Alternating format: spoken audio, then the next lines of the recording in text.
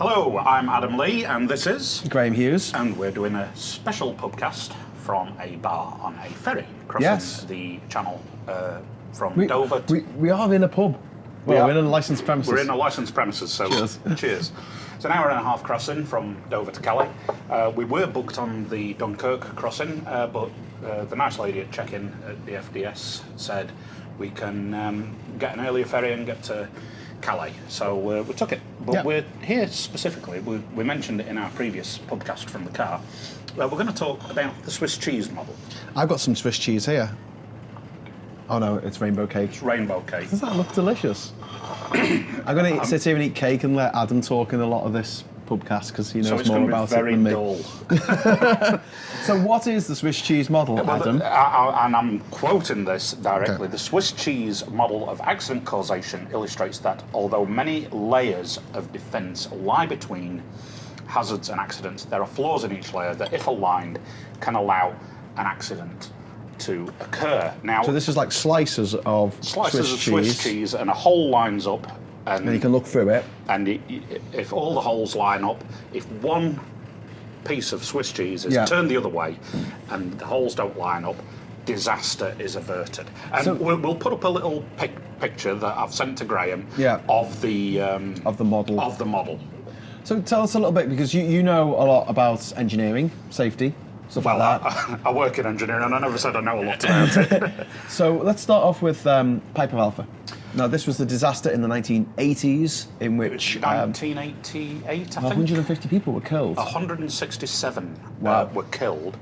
And on an oil rig, was it? It was an oil rig in the North Sea. It was 120 miles off northeast of Aberdeen, I believe. And no one thing caused that disaster to happen. That's the whole principle of the Swiss cheese model.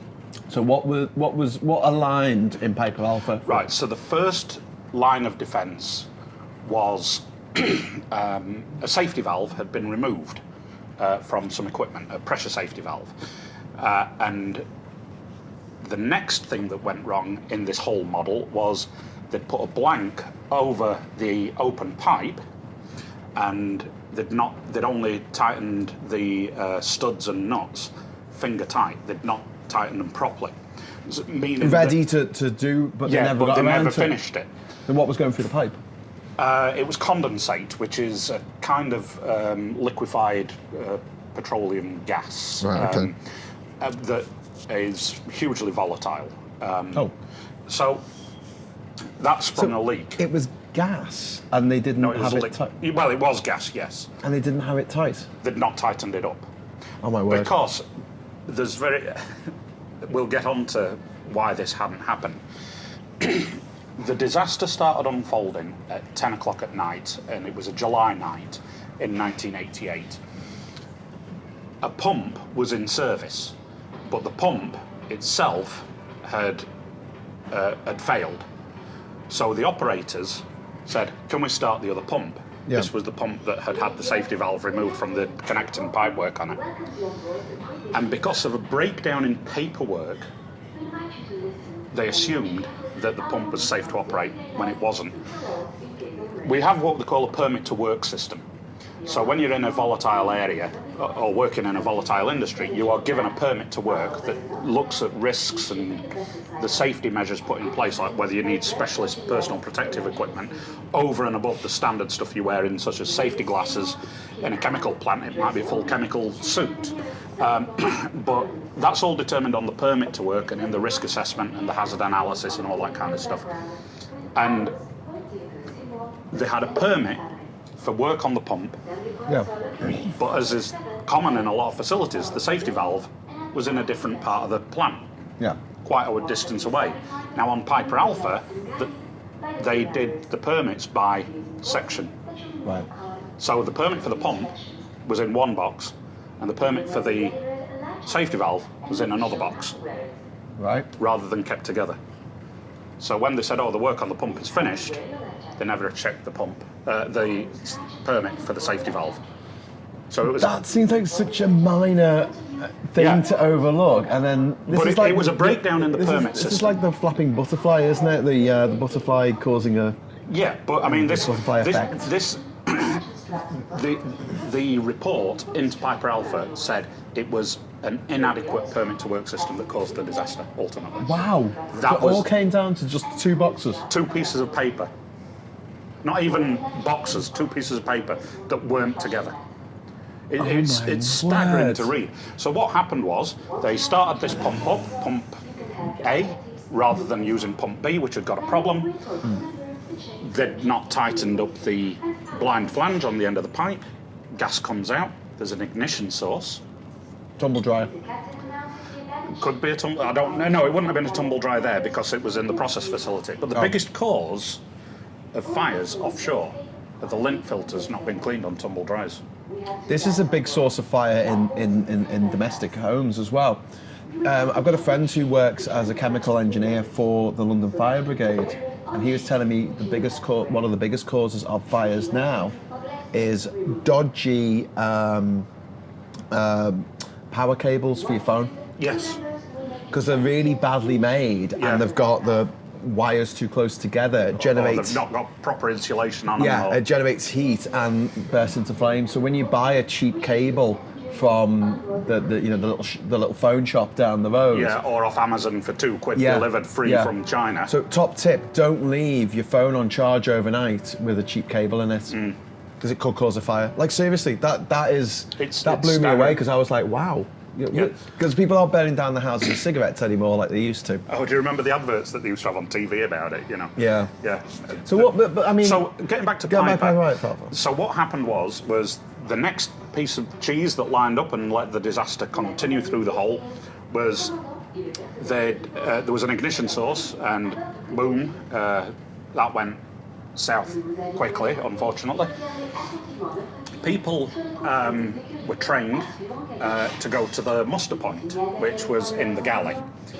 The only people who survived were the people who didn't go to the muster point. This is the one occasion where the go to the muster point and stay safe. But why would the muster point be in a kitchen? Because the galley's a kitchen. Because and surely you've got ignition knows. Sources there. Well, for cooking? No. You've got gas for cooking? Well, sometimes they haven't. Don't forget, on an offshore facility, they might not have gas. They might cook everything using electric. So they're pumping gas out the earth but not using it themselves? They may not be, because don't forget, gas comes out of the earth and it's wet. It has to be processed. Right. Yeah, that's true. So they. The galley, everyone knows where the galley is. Because the first thing you do when you go onto a platform is find out where you're going to get fed. The first thing you do when you get on a cargo ship is make friends with the cook. Yeah. It's the That's same. what I always did. Make friends with the cook, make friends with the steward. And then you'd be sorted for the duration. Then a whole raft of things started to go wrong with Piper Alpha. Piper Alpha had got other platforms around it that were pumping crude oil to it, and then from there it was going to, I think, the Shetland Islands, but someone will correct me on that. Because it was Alpha, wasn't it? It was the Alpha platform. So it had feeder platforms coming into but it. Alpha doesn't mean that that's the primary one. It could have been any of the others. It's just. Oh right, it was. Just okay. Because Piper was the field. Right. Piper is the field, so it's Piper Alpha, Piper Bravo, whatever. Yeah. So if you've got, you've got Brent A, Brent B, Brent C. So any one of them, it's not the main hub, necessarily the main hub. It just so happened that, imagine this is Piper Alpha, and this is another platform, and this is another platform, and this is another platform. They're all pumping oil to this one, and then that's getting pumped to an onshore facility. So for processing. this is to save materials, isn't it? Because otherwise you're pumping that and that and that and that all to shore at the same time. Instead of having 4 pipelines, you just have one that long going to one there and one big 4 short, right, 4 short ones, for example. At the time, the company that owned the platform had rules that if you were to shut down production, you had to get permission from the beach. What's the beach? The office. The office, that's onshore. Onshore. So Piper Alpha was here. In an emergency situation, surely... Oh no, it's changed since Piper Alpha. The OIM, the Offshore Installation Manager, and any platform I've been on, what they've done is they've said you have the right, and I have in fact shut down production at millions of dollars a day in lost production. I've shut down production by hitting the emergency stop. Wow. Because now you're empowered. You're like the Brexit of oil platforms, costing us loads of money. There was a very good reason for it, but you don't, what happens is that now everyone is empowered that if there's something dangerous, stop the work, stop the job, stop pumping, stop production. All the valves lift, everything goes up the flare, and and it's pretty impressive when they go off. But But nobody dies. But nobody dies. So that they'll blow everything out at the top. It's when you see these big flames coming out the top. So when they've got the small flames coming out of the top, that's like having a pilot light in your oven. Oh right. That's there to deliberately ignite it so as it goes up.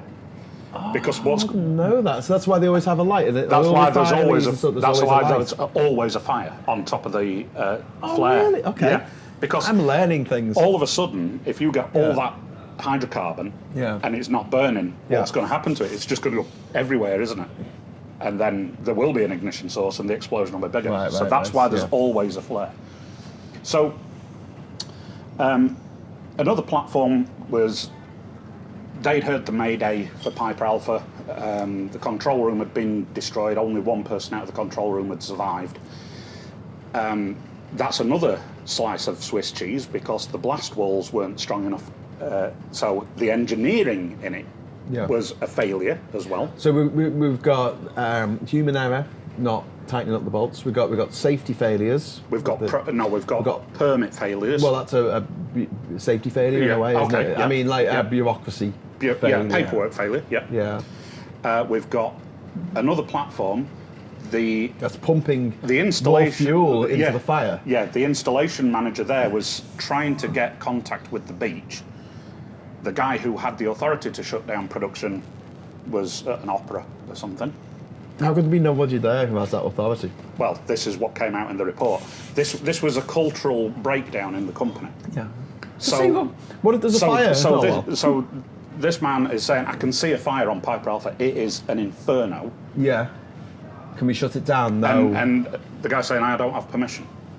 Because you must be an awful person to say we don't have permission, but you can see the flames. But that's when the culture has been embedded into you by something. It's like, if you've been told you must not shut down production enough times, it's some kind of Stockholm syndrome or something, isn't it? That's what was one of the big findings. I would be the one to just say no, fuck it. I will lose my job if it means that people don't die. People don't die. Well, but now we've got that protection and safety in place that you are empowered to by law. But that attitude, though, of it's not my job, I can't say, that passing the buck. No, he wasn't passing the buck. He was that guy saying I can't. He was a victim in it. Yeah, but saying I can't do this. I've got to get permission from the higher ups, and this is something that it's a problem across the public sphere in the United Kingdom and across the world. No one wants to take responsibility. No, but it's part of our cultural. It's part of our cultural makeup. Make a decision, Adam. Doff cap took forelock. Make a decision, Adam. Yeah. Oh no, hang on. I've got to call my superior and make sure. I've got to cover my ass.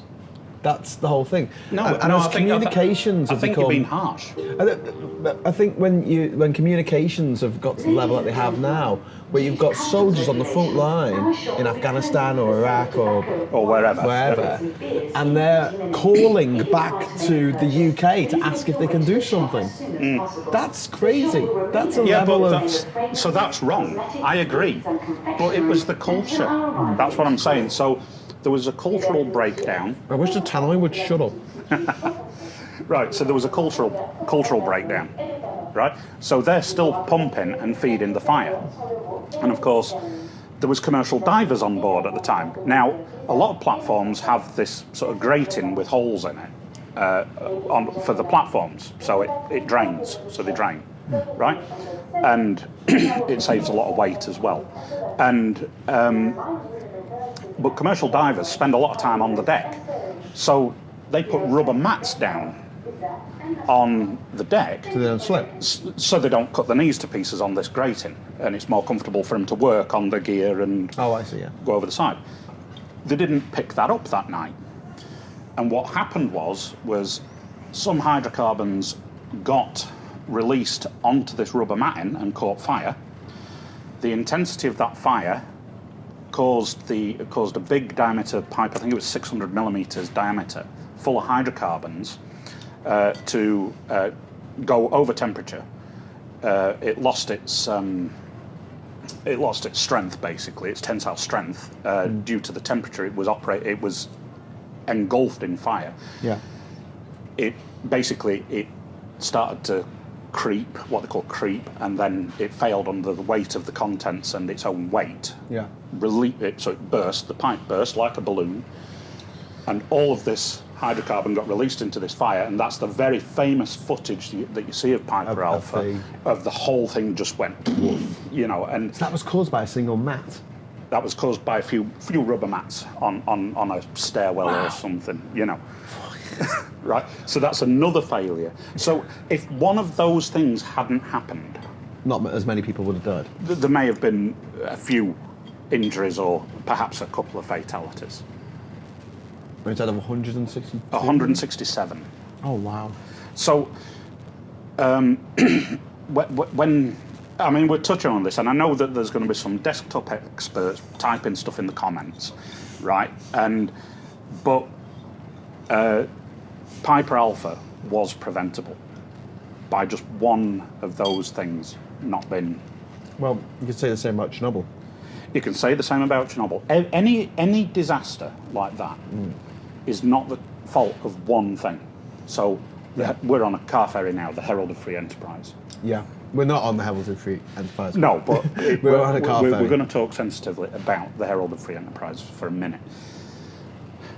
If the guy whose job it was to close the doors hadn't been asleep, if the policy of Townsend Torreson at the time wasn't to sail with the bow doors open, To cut time. to save a few seconds in time, Yeah. if the big engineering thing about roll-on, roll-off ferries, and it's the same on this one, it's the same on any of them, they're notoriously unstable. And the thing is you get the free water effect, I think they call it, on a car deck the size of a football field. They reckon it was only 1 inch of water in the car deck of Herald of Free Enterprise that caused it to capsize. Wow, 1 inch. Only 1 inch I deep. think that's a lot of weight to be on one side and And then it goes to the other side, and Yeah. it gets faster and faster and faster. And then, so it sort of did it 2 or 3 times and then over. And then went on the side. But, it's always, there's always an engineering failure. There's always a personnel failure. There was the ferry disaster in Korea a few years ago, in which it was hundreds of people died in that one, and there were very few survivors. Yeah. And that was caused by there was illegal modifications done. Yeah. To the boat, and it was overloaded to a ridiculous amount. So you've got the overloading, illegal modifications that probably hadn't been design checked and inspected. You'd probably got the decision of sailing in bad weather or whatever. It was actually sailing in bad weather. So more than one factor. Yeah. But remove any one of them, and it might not have happened. It's most likely it wouldn't have happened. So we can look at the Challenger disaster in 1986, was it? The Challenger disaster. Yep. That was one of my first memories of the news, because it was reported on Newsround. I was 7. It was reported on Newsround. I think it was 86 or 85? 86. So the Challenger disaster happened again. It's your Swiss cheese thing. It's the rubber O-rings, but it wasn't just that. There was a huge chunk of foam that actually came off. I thought it was ice. I thought it was ice on Challenger. It was foam. It might have been covered in ice by that altitude, but they had foam on it, and it broke off as it went up. A lot of the tiles, the whole of the space shuttle is covered in tiles. Well, and now like the Sydney Opera House. You don't know till you look at it close up. But Which is actually those tiles come tiny, off. isn't it, the Sydney Opera House? When you look at it, it sort of looks like you go, oh, there it is. Is that it? Is that it? But when you stood next to it, it does look impressive. Although inside it is a bit like a multi-storey car park, but that's a podcast for another time about modern architecture. Right. So you've got like lots of things. The Hillsborough disaster. The Hillsborough disaster, the catalyst, if you like, for the Hillsborough disaster was the fact that some police played a trick on, I think it was a new young cadet who they thought they would haze them. I think, is it hazing? Yeah, I don't know if they do that in yeah. the police, but basically they made them think they were getting kidnapped or something. Oh. And the guy who That's a funny joke, isn't it? Yeah, no. The guy who took the fall for that, the superior officer, was the guy who should have been the match controller on the day. David Duckenfield. Was it David Duckenfield? Yeah, well, we'll fact check that. Bill Duckenfield, he basically, it was his first ever football match that he had been in charge of crowd control. Right, and it was a big football match because it was between... Human error. But it was between Sheffield Liverpool... Wednesday and Liverpool. No, it was at Sheffield Wednesday's ground. It was between Liverpool and Nottingham Forest, I believe. That's right, yeah. So it was a big football match. Because it was at the quarterfinals of the FA Cup? Quarter-final or semi-final of the FA Cup. But I remember watching it on the television as it was unfolding, thinking, God, grief. But, again, the Swiss cheese model, right? You've got the original commander had been removed and replaced by... Because of a prank that was pulled by staff under him, it wasn't him who did it. Yeah. But because he had to take responsibility because he was the commanding officer. So he was removed. He was replaced with a less experienced commander. A completely unexperienced. Right, yes. You'd got...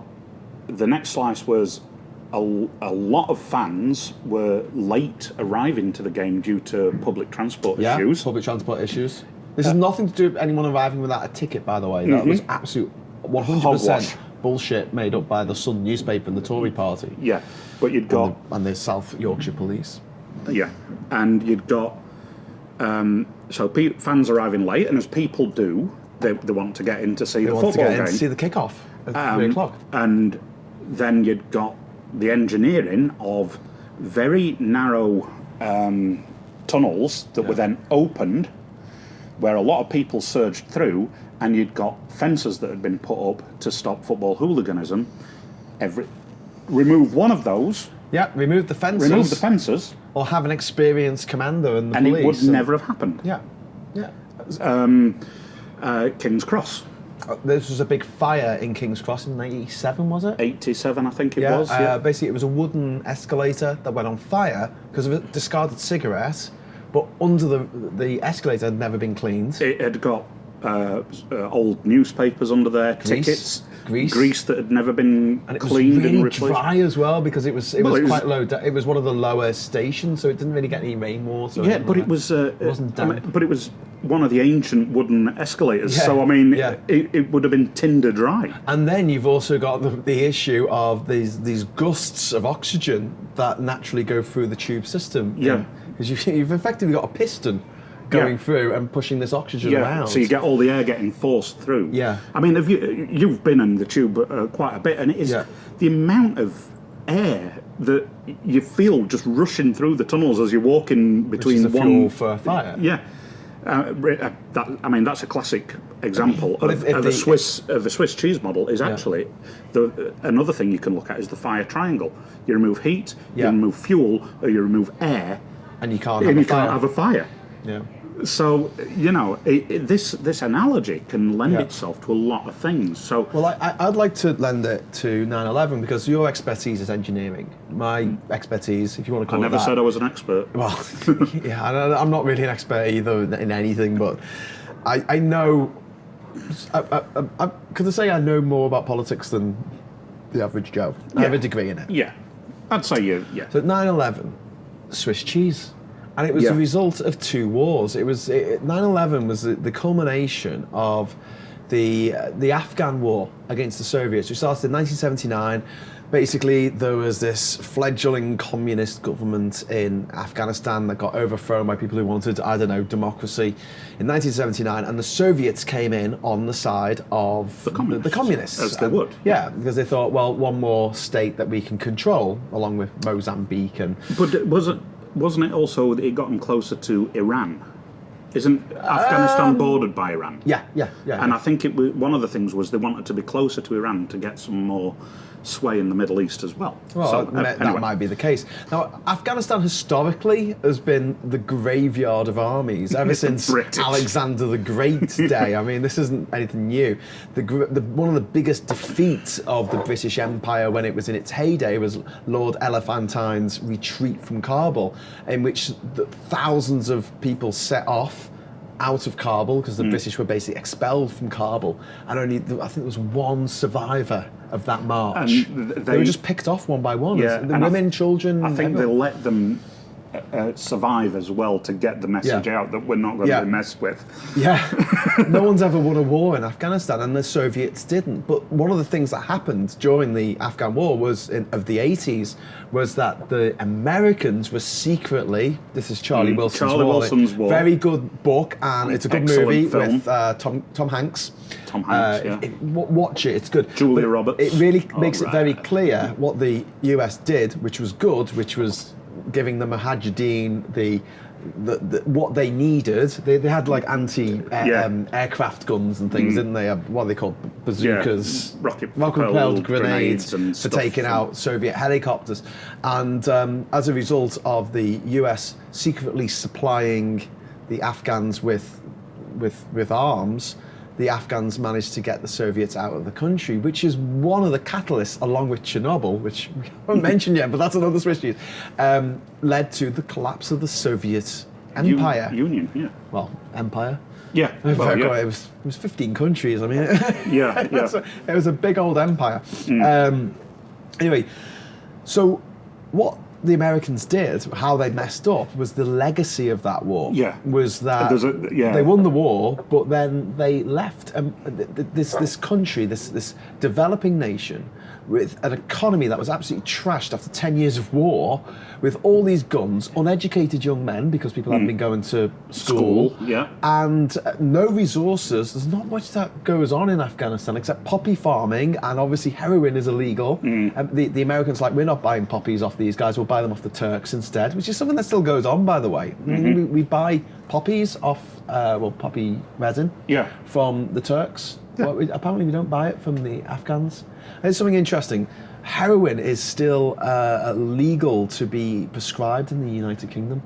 Yeah. And there's one company, I think they're called McFarlane and Sons, look it up, get your Googles out, and they actually manufacture heroin. I think they're based up in Scotland, they're based in Edinburgh. Legally. But GPs are very reluctant to prescribe it because it's heroin. Yeah. It's got such a bad reputation. And the company that made heroin, it's a trade name. It's a trademark. Yeah, I didn't know that. Bayer basically found aspirin. They named aspirin and they named heroin within a year or so of each other. Isn't heroin in morphine? Morphine's a formula of so we still need opiates. Yeah, we still need to grow opiate. Yeah, we need it for painkillers, for morphine, and then you've got there's painkillers that have derivatives of the poppy seed. Anyway, we're getting off the subject. Anyway, so what happened was Afghanistan. The Americans had spent $500 million in the 1980s. $500 million on fighting. Well, supplying arms to via Israel, by the way. Via Israel and Pakistan to the Mujahideen, and then they wouldn't spend $1 million on building a school. Basically, the infrastructure of Afghanistan was fucked, and the Americans needed to come in and sort it out. They needed to pay for the reconstruction and to get public services back on board and back online and everything else. But they didn't. They didn't, and so predictably, the Afghanistan fell into civil war as the Mujahideen factions all started fighting against each other to try and And who triumphed in that in the late 90s? It was the Taliban. And when the Taliban won, they were actually greeted in Kabul with open arms. It's like, oh great, the war's over. And they had no idea how bad the Taliban were going to be. And the Taliban were absolutely awful. And I'm not going to sit here and say that they shouldn't have been toppled from power, because damn right they should have been toppled from power. However, it opened the door up to terrorist training camps. That could be in Afghanistan, they could be in any other country in the world, because they want to have good ties with the West because of trade, oil, etc. Afghanistan didn't care, didn't have any oil, just thought, well, sod it, we'll have some terrorist training camps, we don't really care. At the same time, you had the fallout from the first Gulf War, which ended on the 28th of February 1991, I think. And the Gulf War didn't last for very long, and essentially it was Saddam Hussein had been fighting against Iran for about 10 years. So the Iran-Iraq war went on for 10 years. Iran is a Shiite Muslim country, and Iraq is nominally a Sunni Muslim country, although there are a lot of Shiites there. And effectively, after giving Saddam Hussein, supplying him with armaments, the Saudis and the Kuwaitis were very surprised in 1990 when Saddam Hussein decided to invade Kuwait. And the reason given was that he wanted to control access to the Shatt al-Arab waterway, which is it's a river that runs out of Iraq. It's the border between Iraq and Iran. That's what the Iran-Iraq war was over. And now he was, I don't want Kuwait being in control of the end of this waterway effectively. So he went into Kuwait, which is also home to the biggest gas fields in the world, or one of the biggest gas fields in the world. Yeah, possibly. I mean, Qatar is the biggest producer of gas in the world. Australia being second. Yeah, you're right, Qatar. Sorry, I'm getting mixed up. But Kuwait is a huge oil field. Huge oil fields. That's the reason why it's there. The British cartographers just drew around the oil fields and went, "This is a country. This is another country." Because other people who used to live there were the nomads. They'll move around depending on how hot it was. Then it's suddenly the British come along and go, no, this is a country and you've got to stay here. And they're like, okay. All right, let's do that. But yeah, so you've got the big fallout from the Gulf War, though, was that because the Americans were going in on the side of the Saudis, effectively, who were pissed off with, quite rightly, with Saddam Hussein for invading what should have been a friendly neighbour. They set up air bases in Saudi Arabia. What was Osama bin Laden's big beef with America? I don't know. You're going to tell me. The American military bases in Saudi Arabia, which he saw as the Holy Land. Oh, right. Yeah. He wanted them out. Yeah. Do you know what the Americans did after 9/11? Apart from invade Iraq and... They took their military bases out of Saudi Arabia. Oh, did they? Yeah. I wonder why. It's like someone robbing a bank, getting caught, and then you giving them the money anyway. Right. Give them exactly what they want. And I have this problem with... it's getting off the subject a little bit, but I have this problem with the way the news will broadcast the face and the name of someone who kills lots of people in order to become famous. That pisses me off. I don't want to know the name of that person. You know, the guy who shot John Lennon, he did it to become famous. Yeah. Like, his name should just be obliterated from history. That's what they did in Jacinda Ardern, who was the Prime Minister of New Zealand. She said that they'll never mention the name of the guy who went nuts in the mosque. Yeah. They'll never mention his name. Yeah. But when, you know, that crazy, horrible guy in Norway went and murdered those kids Breivik, on the island. You know his name? Yeah. He shouldn't know his name. No.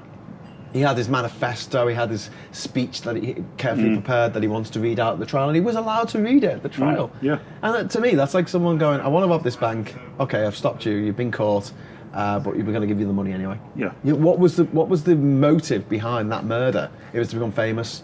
Okay, well, don't let them become famous then. Just lock them up. Lock them up. Throw away the key. So anyway, so we're talking about Swiss cheese. 9/11, was the Saudi Arabian air bases coming together with the fact that you could set up terrorist training camps in Afghanistan, no problem. And then the lax security on American domestic flights, the lack of imagination for people in the security services in America, also projected cuts to the budget of the CIA and the FBI Yep. under the Bush administration. Yep. I think on the day of 9/11 or the day before, one of his guys, I think it was either Cheney or Rumsfeld. Rumsfeld was actually giving a talk about how they were going to cut the budgets of the CIA and the FBI, on this idea that it wasn't needed anymore.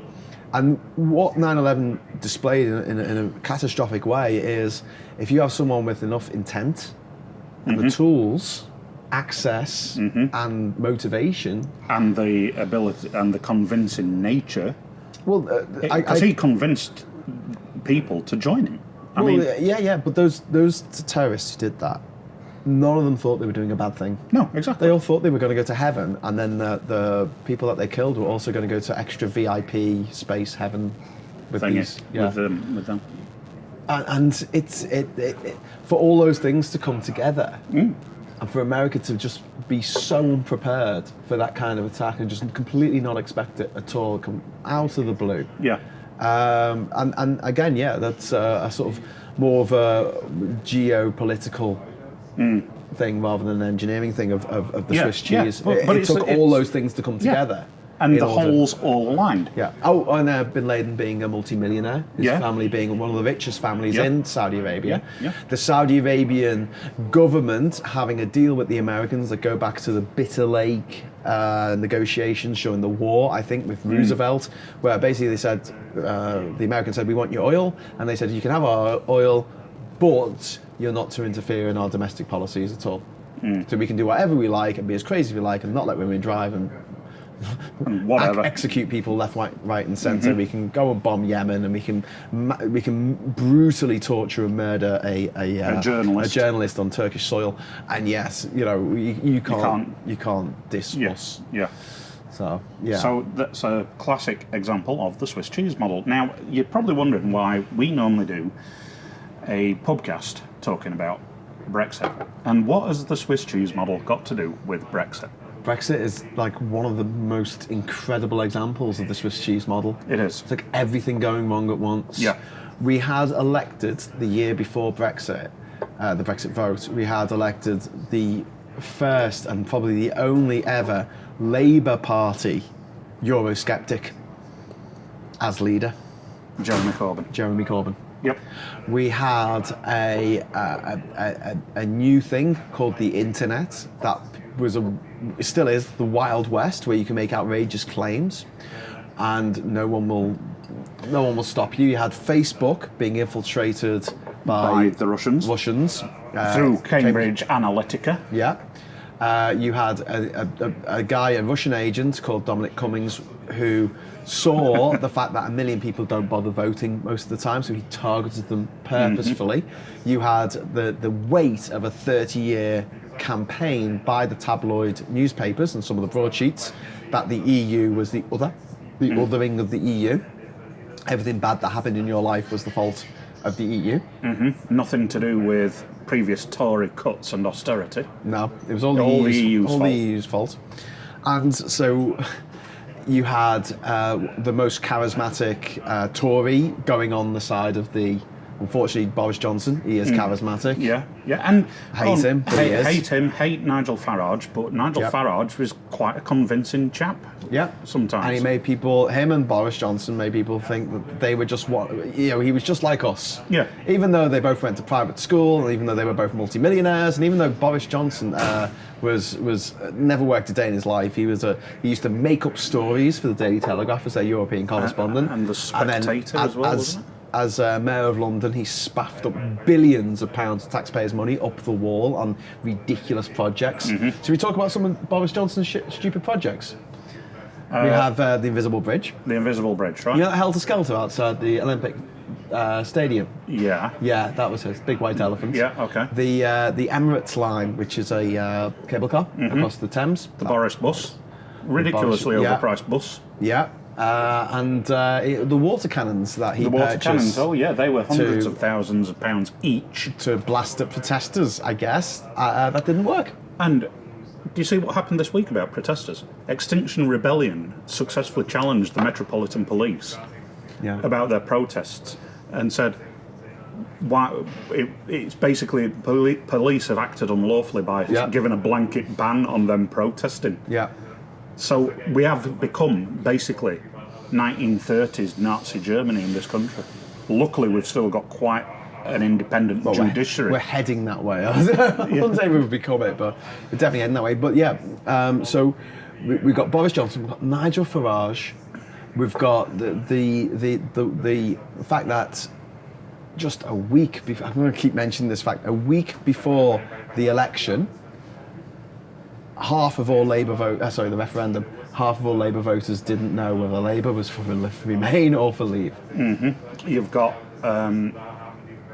areas in the north of England where we're from that were systematically decimated by successive governments, including Tony Blair's. Yeah, and also going back a little bit, before Thatcher, you had the Beeching Acts, which separated off. Now, the Beeching Acts, for those who don't know, it was a project in the 1960s, which is a continuation of what started in the 50s once the nationalisation of British Rail got into place and the government was in control of the railways. It had 6,000 miles of railways in the United Kingdom at the beginning of the 50s. By the end of the 60s, 20 years later, there was less than 2,000 miles left. And so all these villages and towns, especially in the north and in rural areas, Scotland and Wales, there's now no way of getting from South Wales to North Wales on the train without going through England. You have to go through Hereford.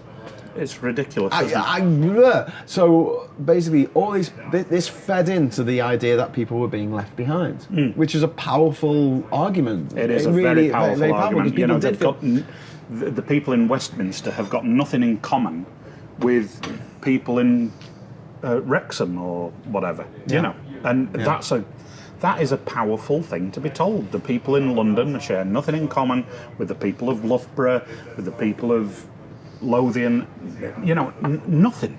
Yeah. You know, Farage and Johnson tapped into that, and it was the final hole in the cheese lined up that David Cameron was gambling on not winning a majority in the 2015 election. Yeah.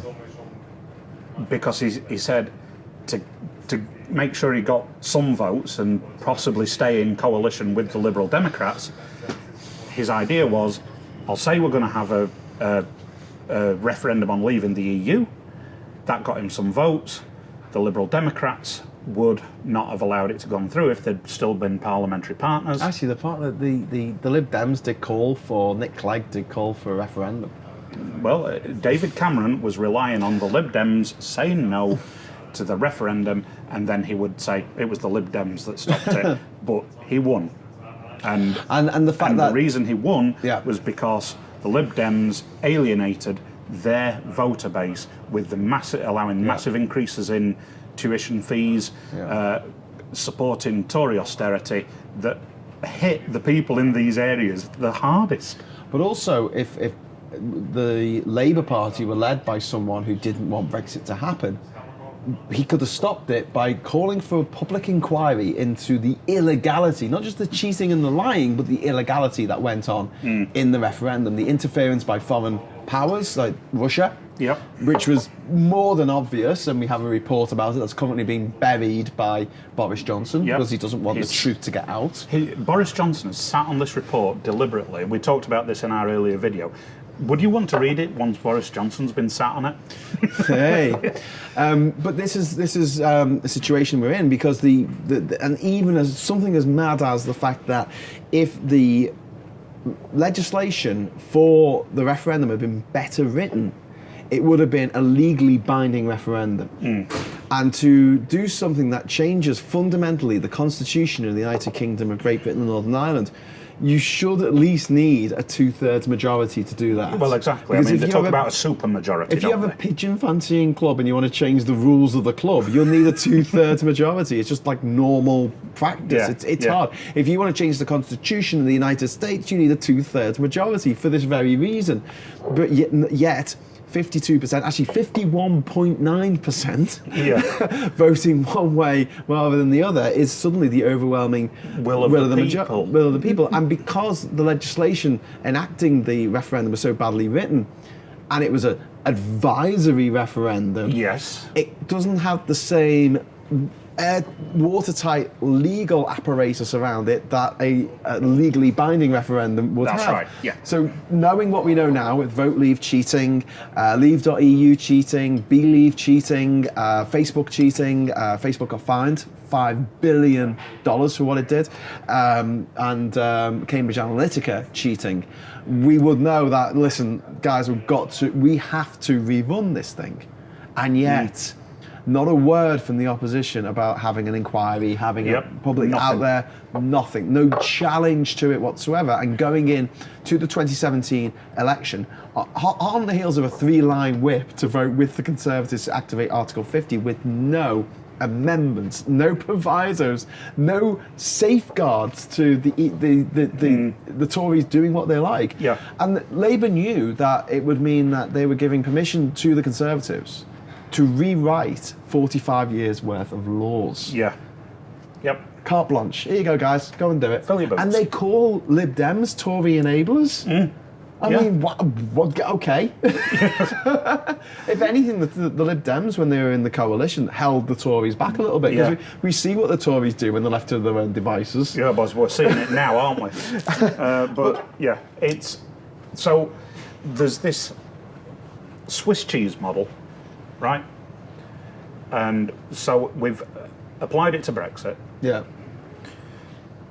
Everything always comes back to Brexit, doesn't it? But it always comes down to one slice of cheese, and it's got grey hair and a beard, and it sort of rides its bike, and it and it likes allotments, and it's called Jeremy Corbyn. Actually, no. There is a slice that nobody talks about. Russell Brand. Russell Brand. Yeah. Do you remember Russell Brand? In 2015, he had a book to sell called Revolution. Do you remember him? He. I remember him, but I don't like him. Yeah. Anyway, so he's a misogynistic. See you next Tuesday. And anyway, he had a book to sell, and so he thought the best way to sell this book would be to go on TV and say that the politicians aren't listening to us. The usual stuff that people say when they're stoned at 3 a.m. About, they're all out to get us and nothing's going to change. And he encouraged young people who followed him and saw him with starry eyes, and isn't this guy amazing? He must be the new Messiah. Not he was just trying to sell a book, not that at all, but he basically told people not to bother voting. Ah, yes. And before an election, you have a period where you can register to vote. After that period is gone, you can't vote. After that period was up, he did an interview with Ed Miliband where he said, you should vote for Labour.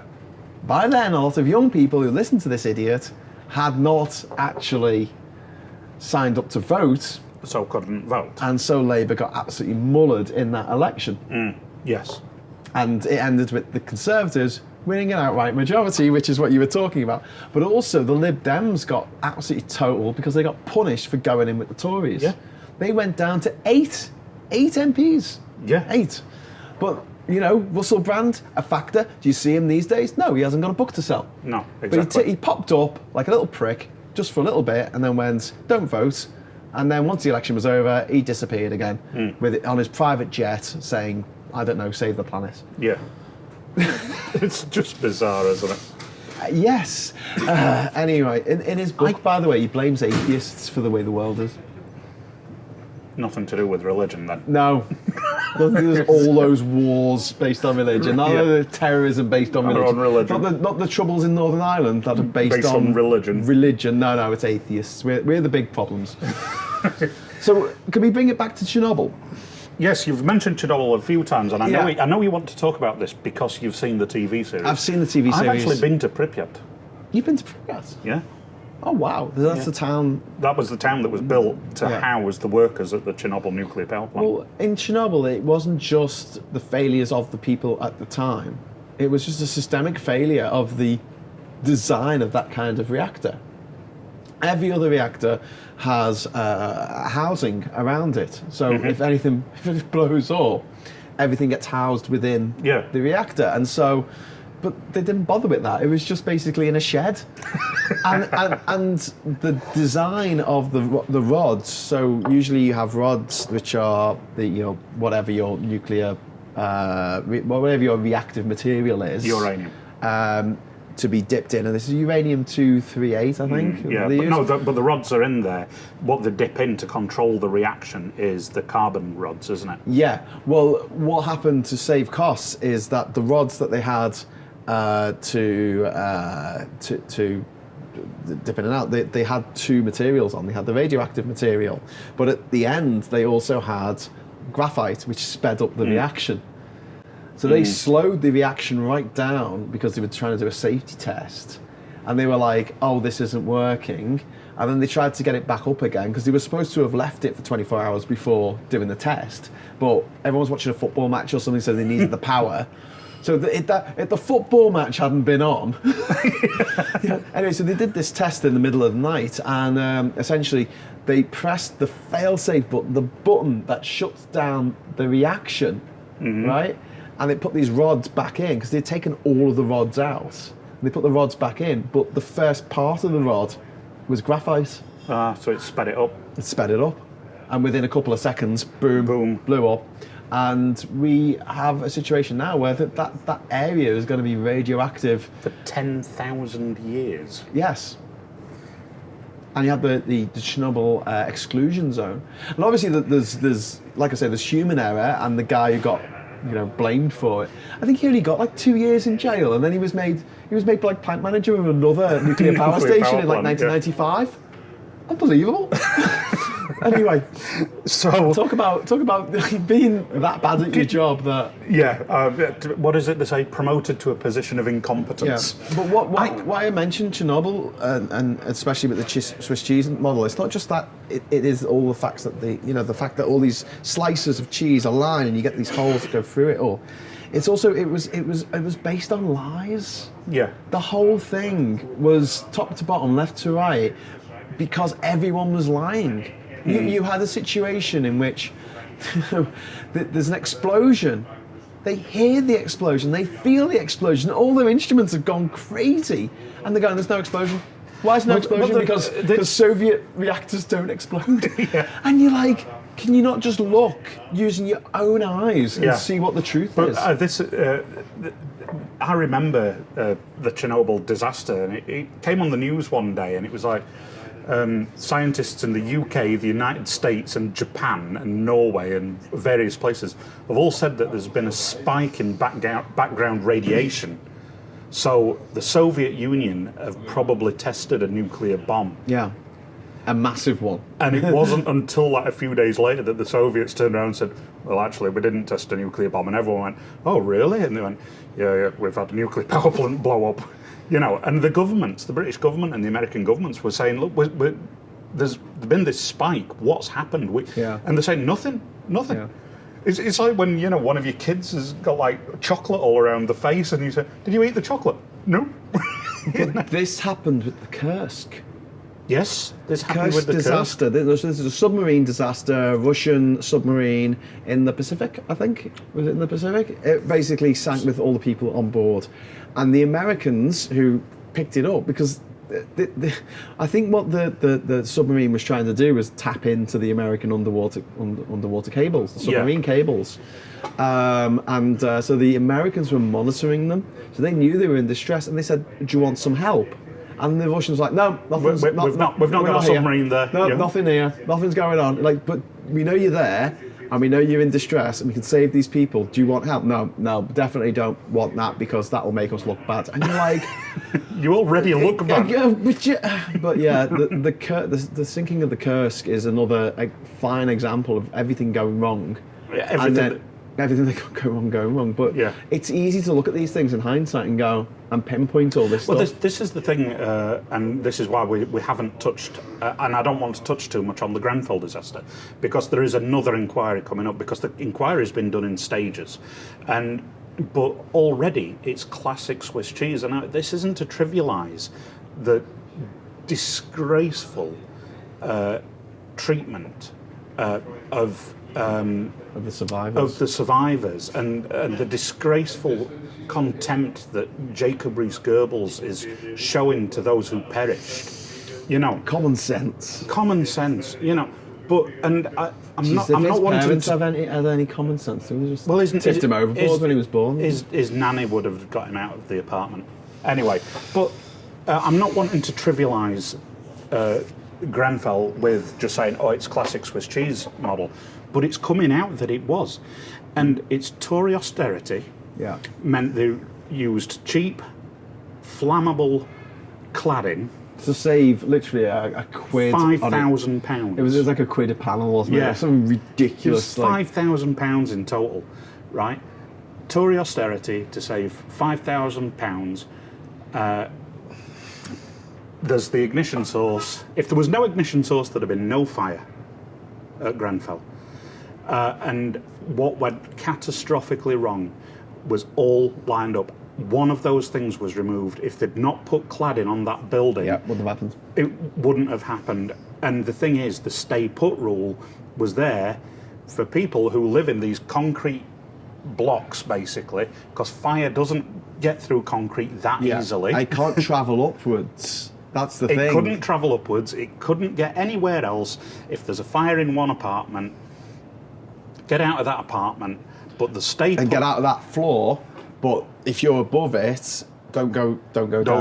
Don't go down. Because there's no clear way Well, the for other the thing as fire well- to get from one flat The other thing to the about one stay above it. put as well is that stay put to keep the stairwells clear for firefighters who are going up with equipment. Yeah. And there was only one stairwell. Well, one stairwell that's full of this thick black acrid smoke, you know. And so the Swiss cheese is Tory austerity, cheap materials, Yeah. not changing the plans, not providing adequate fire fighting equipment. You know, they didn't put sprinklers out in the A failure of imagination. failure of imagination. Yeah, the idea that, 9/11, the idea that terrorists could hijack a plane and fly it into a building.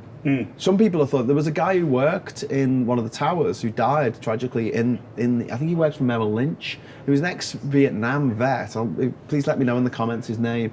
But this guy managed to get like everybody from who was under him out. And they used to hate him because he actually made them do fire drills. Yeah. Where he would make them all go down the Get stairs out, from like yeah. the 57th floor. And they were like, I'm not walking down all the stairs. Like, there's a fire drill, get down the stairs. Yeah. And so they were drilled and they knew what to do.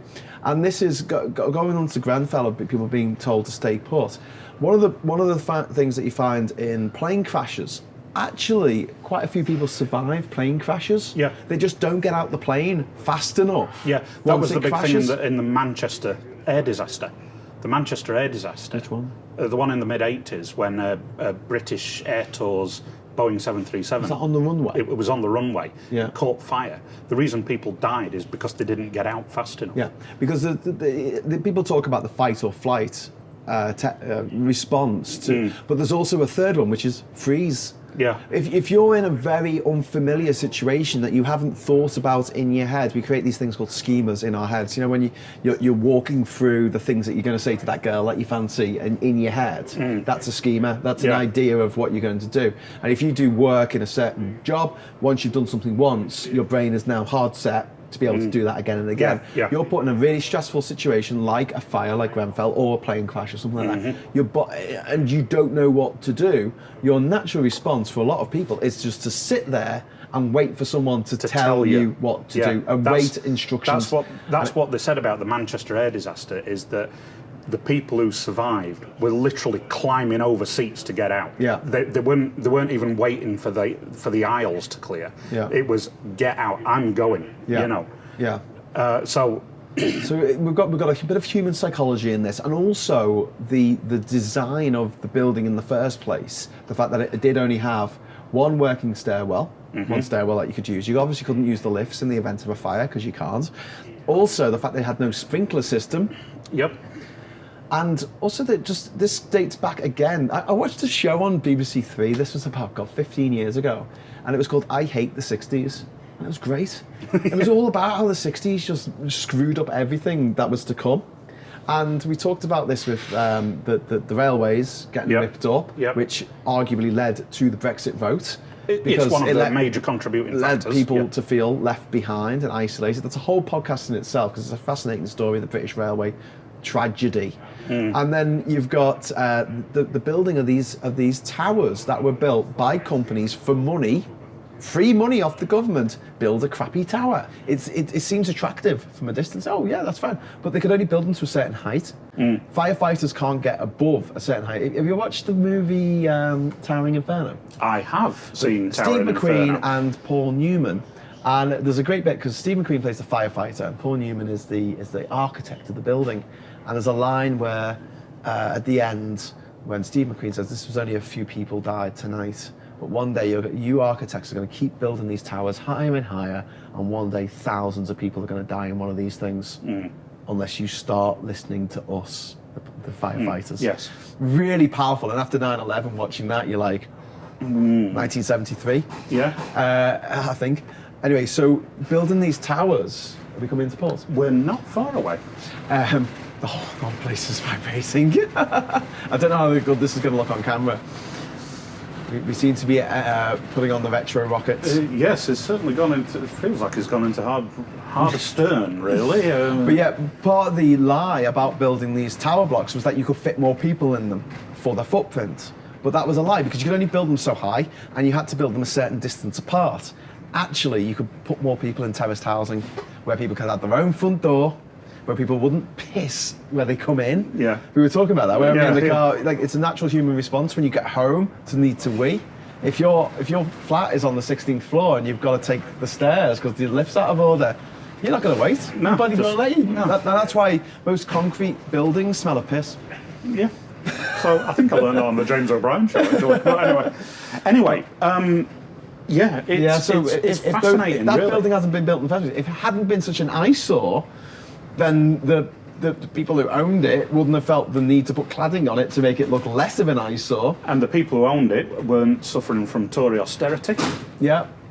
So they wouldn't have spent less money and put flammable cladding on the damn thing, which allowed the fire to go up the side. The fire couldn't really get up through the middle because it was designed in a way that wouldn't allow that to happen. Because flames can't get through concrete. Yeah. You know, so that's it. That's the Swiss cheese model right there. There's so many examples of this. Yeah, yeah. And Brexit, again, Grenfell. too, I don't want to. I know that there's someone going to take offence that I've trivialised Grenfell with Swiss cheese, but I don't think you've trivialised it. No, we don't.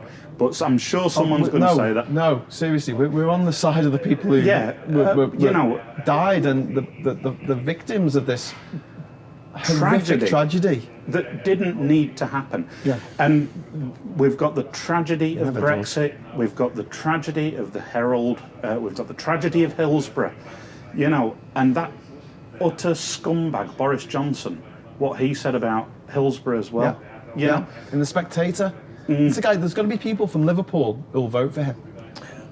Who'll vote for his party. I know that a lot about of news agents in Liverpool don't sell the Sun anymore after what they did. No. But people in Liverpool, some people will still buy the Sun, won't they? Yeah, very few and far between. But the people will still vote for Johnson. And it's like, what do these people have to do? How horrible do they need to be for you to just say enough is enough? Syndrome, it is. So anyway, that's the Swiss cheese model. I'd never heard of it before. Adam pointed it out to me, and then I started doing a bit of research for this podcast, and I couldn't believe how many of the tragedies that have happened. Because we've spoken about this off camera several times, and he's saying, I really want to do this, and it's like, we're taught about this all the time in our training for offshore and all this kind of stuff, that if all those holes line up, it's all over, Red Rover. Yeah. So, you know, if and you can apply it to any part of your life, you know. It's true, actually. I've found myself doing it about things in my life where I've actually really mucked up and gone, if that hadn't happened and that happened. Yeah. So, wow. Anyway. Food for thought. I hope you've enjoyed this podcast. We've been recording this for about, for an hour and 5 minutes this has been recording, but there was a little bit beforehand where we always sort of get things going, don't we? And it's recording. But that has been one of the quickest pubcasts we've ever recorded. That time has just flown. It's always good doing this with you anyway, brother. Yeah. So we're going to see you in Luxembourg tomorrow. We've just arrived in Calais. Well, we haven't. It's sort of there. Oh. So We're about to arrive in Calais. So we'll see you in Luxembourg tomorrow. Hell yeah. Am I going to get this video up? Do it in the car. Edit it in the car. I've got a little bit where I lost track when we were talking about the Nah, I think that you're not going to need a huge amount of editing on that one. So okay, well, enjoy. I'm going to take the camera out and enjoy the sunset, I think. Good as gold. All right, so we're just coming into Calais now, and we're heading over to Luxembourg to do a few pubcasts in Luxembourg, meet some people who have been affected by Brexit, EU citizens living there and UK citizens living there. And hopefully we're going to try and do a pubcast tomorrow from Schengen. In the morning, it'll be a cafe cast. It's a real place. It is a real place. Yeah. It'll be a cafe cast, that one. Will it be a cafe cast? Was this a boat cast? This is Ferry cast. Ferry cast. Ferry cast. All right. Oh well. And until next time. See you later. See ya.